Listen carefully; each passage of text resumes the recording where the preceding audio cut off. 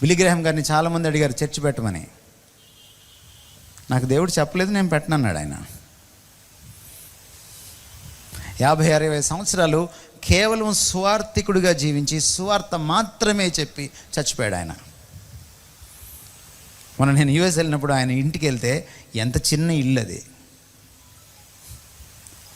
నిన్నగాక మొన్న రాలేదు మన సేవకులు, బిఎండబ్ల్యూలో తిరుగుతున్నారు, ప్యాలెస్ల్లో ఉంటున్నారు. ఇంత గొప్ప సేవకుడు ఇంత చిన్నింట్లో ఉన్నాడా?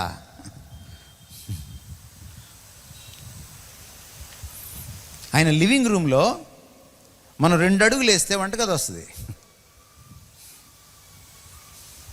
ఈరోజు మీరు ప్రపంచంలో ఏ సిటీకైనా వెళ్ళండి, ప్రపంచంలో ఏ సిటీకైనా వెళ్ళండి, అక్కడ బిల్లీ గ్రాహం పరిచర్య ద్వారా మారుమనసు పొందిన ఒక్క వ్యక్తి అయినా మీకు దొరుకుతాడు.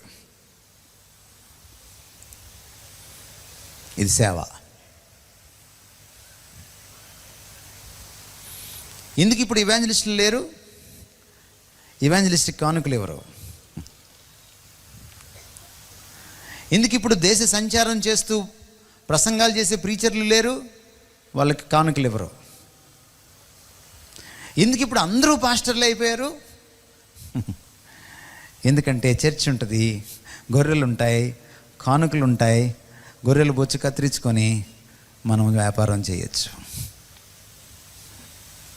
అదేమిటో కానీ ఎవరిని సేవకు పిలిచినా వాళ్ళు సంఘమే పెడతారు, ఇంకేం బెటరు. ఎఫెసీ పత్రికలో ఏముంది? పరిచర్య ధర్మము జరుగుటకు కాపరులను మాత్రమే పిలిచిననుందా? ఉందా? లేదు కదా.